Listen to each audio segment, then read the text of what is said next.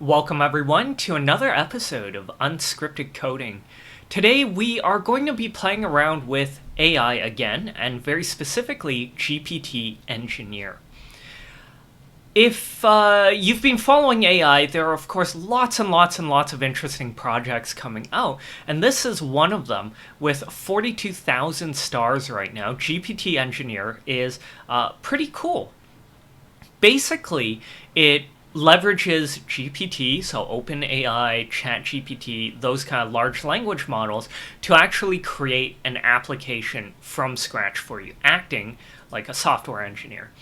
The interesting aspect of it is that it's building on top of ideas from auto-gpt, which is using autonomous agents. If you haven't heard of it before, check out a video we did a little bit earlier on auto-gpt. But basically, these autonomous agents use a couple of chatbots operating together to achieve an objective. So one of these, and I say chatbot loosely, they call them agents. They'll use one agent to orchestrate the whole creation and create prompts for, or create instructions for, another agent who might write out a schedule or a to-do list.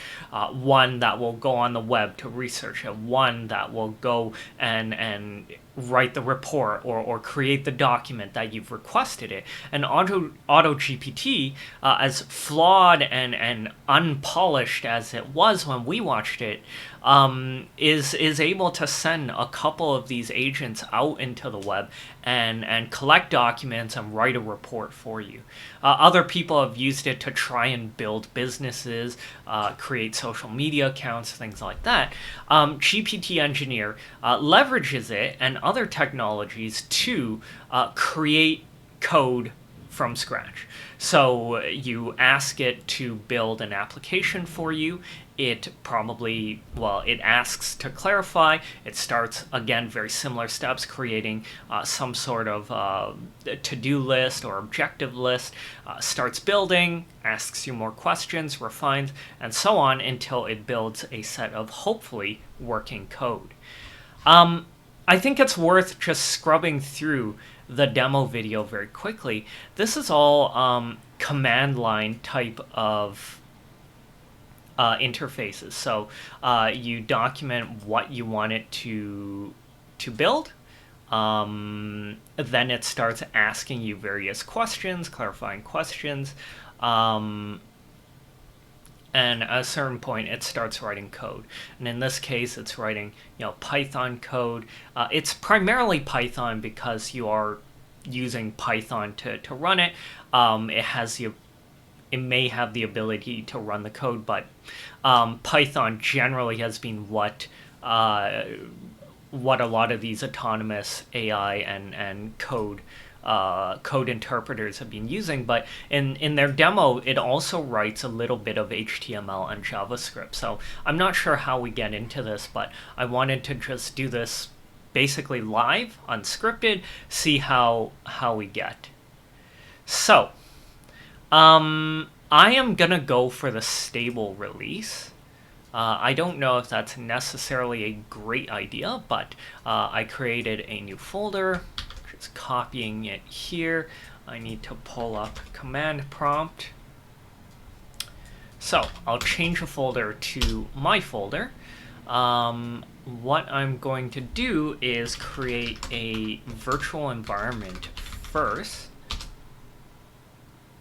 And this basically creates a small local copy of Python in this folder for me to work off of. That way, after everything, I can delete it very easily, all in one folder. If I decide this isn't working great, I can control the versions and so on. So I have to go in scripts, activate. This will turn on the virtual environment, and now I can follow the instructions here. So usage, I'm going to go with the stable release. Nice and simple. I just pip install. So I run I run this command, and it'll start collecting all the stuff required to run GPT Engineer. Now, once that happens, I need an OpenAI key. So I am going to go off to the side here.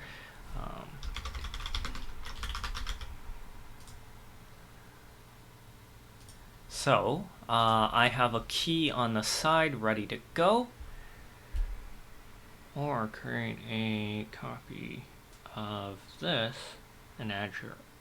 Okay, so I don't like this option. I like keeping everything in files that we can see. I'll create a copy of env template. So this one right here. Copy the raw file. Copy over here. I'm going to create... Okay, so I will create a new text file. Just open it in... Where is it? Open it in VS Code. And paste this right here. So these are 2 comments. And I need to get the key again. So where did my file come from? And of course, I'm going to delete this key afterwards. So I am supposed to save this in .env. So I will need to change the name. .env right here. Okay. So I am just setting up my Visual Studio Code right here. We have the environment.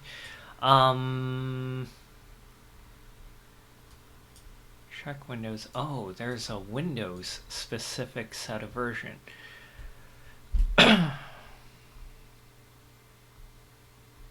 Why didn't I read this first? So I need to set this in the command line.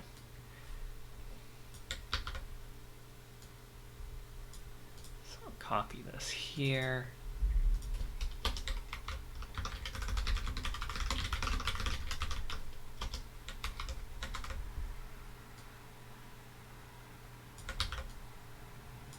Good. So this will let me know in the future. Don't want to do all of this. Create an empty folder. What was my idea here? Let me check my notes. Text extractor. So I'm going to create a new folder. Let's call it OCR.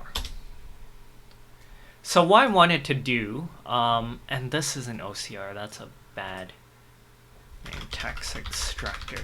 What I want to do is find a way to extract text out of Word files. So the plan is for me to create a program that will you will be able to upload Microsoft Word files into it. It extracts all the text.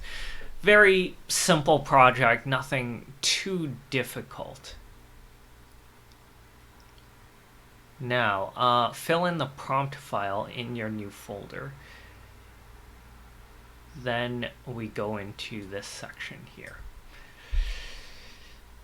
Okay,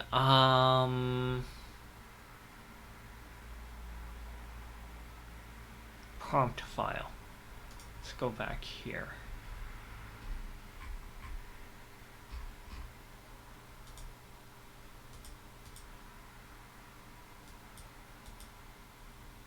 This is their prompt file.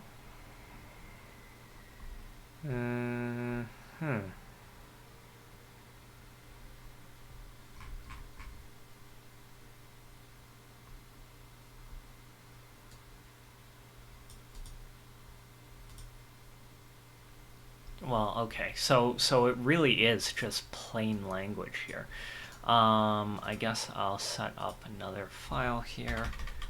Call it prompt and open it in VS Code. All right, what do I want this to do? Create a Python script that can ingest Word, Microsoft Word Microsoft Word files with the extension .doc or .docx. After ingestion, use Python to extract all the text in Microsoft Word file, then print all the text into console. You know what? Not the most imaginative of ideas, to be perfectly honest, but I'm curious just to see how well it does here. Now, their demo was very, very impressive. So if you go back here to this video, they mention creating a multiplayer Snake game in the browser. You have to be able to connect with all the players. And so you start thinking about how do you create the network to do that? How do people have accounts? How do you account for various things? So I have no clue how well it'll do. Mine is a much, much, much simpler version, much simpler demands here. So I am going to go GPT Engineer, and then the folder was text extractor. So text extractor, and enter. So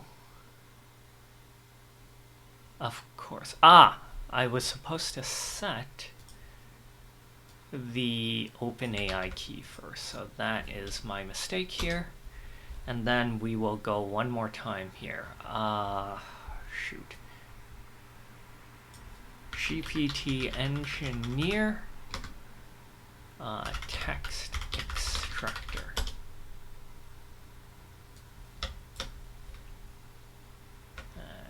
Let's zoom in here.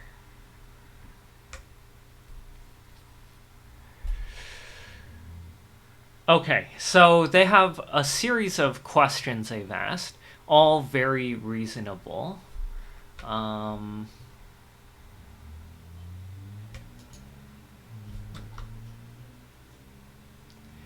Could you please specify if there is a particular library or tool you would like to use for ingesting or extracting text?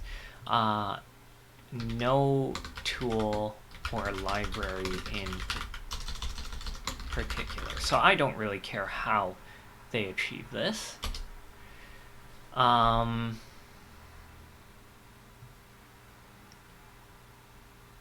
Next question. Should the script be designed to handle multiple Word files at once or just one at a time? Let's say multiple files.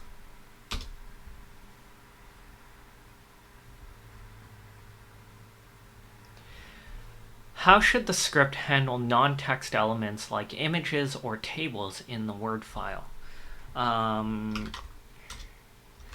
Write a placeholder that indicates an image or other element was removed.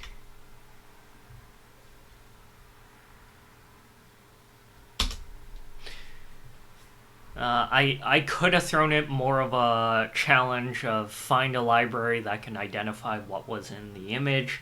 Maybe tap into AI. Probably not a good idea. Let's keep it simple for now. How should the script handle errors or exceptions during? Skip the error. No, let's say note the error in console and make a note within the output text. However,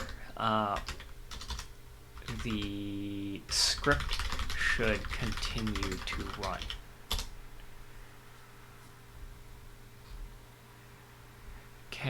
I think this is the last one. Is there a specific format or order in which text should be printed to the console? The order in which it appears in the Word file, top to bottom, as a person would read it. Okay, nothing more to clarify.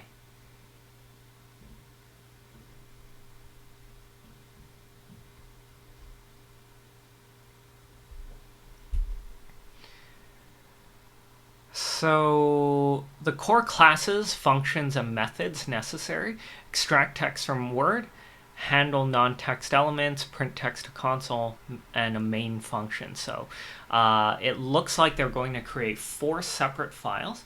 It's using Python DOCX. So I am not familiar with this library, but it's created actually just one single file with 4 different functions. So when you run main, it picks out the files, print text to console, runs various things together. So to run the script, you would use command Python word text extractor file1 docx file2 docx. The script takes as arguments of paths to the Word file, I guess. Do you want to execute this code?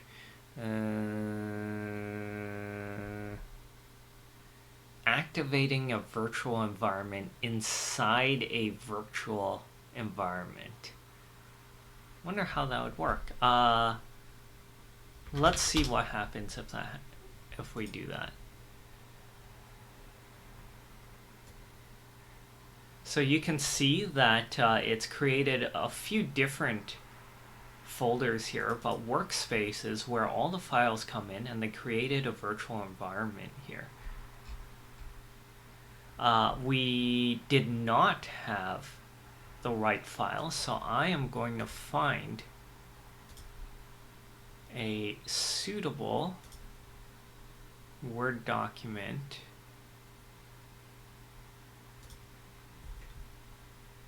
right now, right here, and we will call this file 1, and we'll call this one file 2. So as it was executing the code,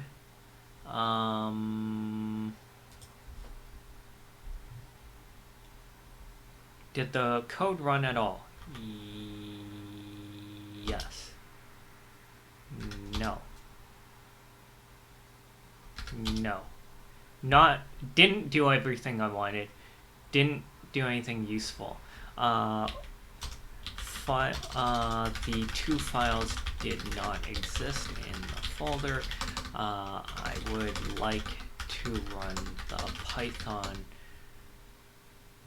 script referencing file 1 and file 2 again. Is it okay if we store your prompts to learn? Sure, why not?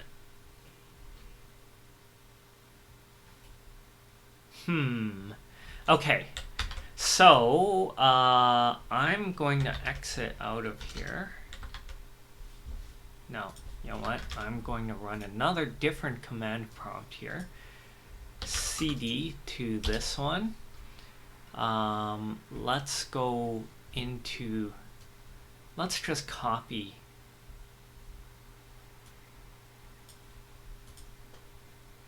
this one right here.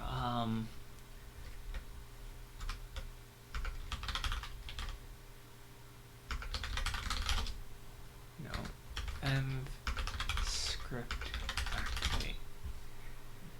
So for some reason it has this weird little mark here, so I'm gonna just undo this and say them scripts activate. Am I in the right one?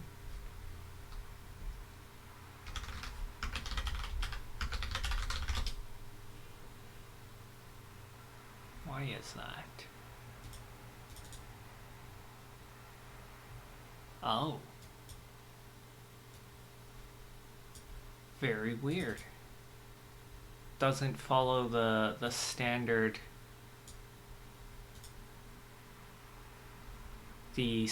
path. So, you know what? I am just... Oh. Look, it has a different format as well. So maybe it's running a bit different than what I would... what I'm used to.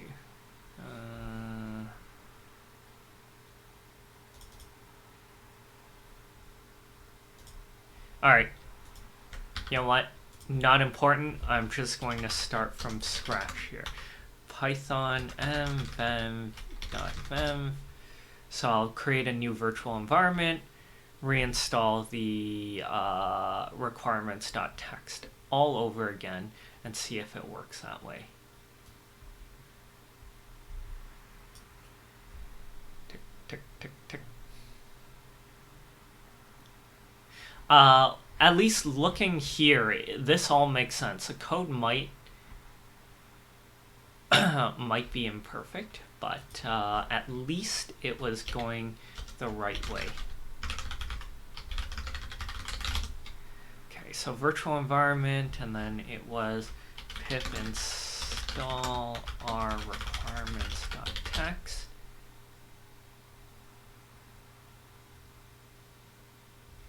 It'll set up, and then what do we need afterwards? This one right here.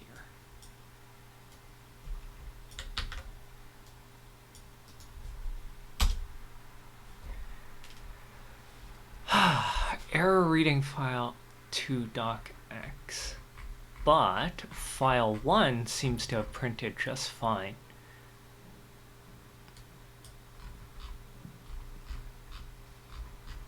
File 1 is just fine. Oh, I see. File 2 is .doc.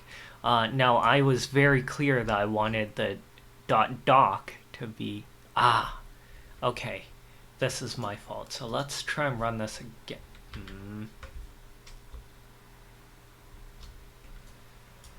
Last one here.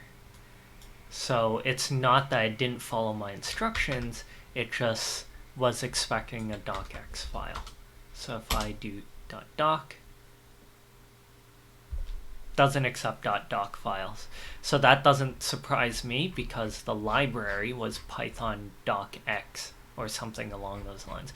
But nevertheless, it did largely what I wanted it to do. It took out some non-text elements. It's very clear about that. Prints out everything else. I'm actually quite happy with this, and I think we could actually try and do something more extensive next time. So at least for now, wholly recommend it. It seemed to work really, really great. So thanks for watching. I think I'm going to definitely do another video and try something more difficult to throw at it. I'll see you next week with another project. Thanks for watching.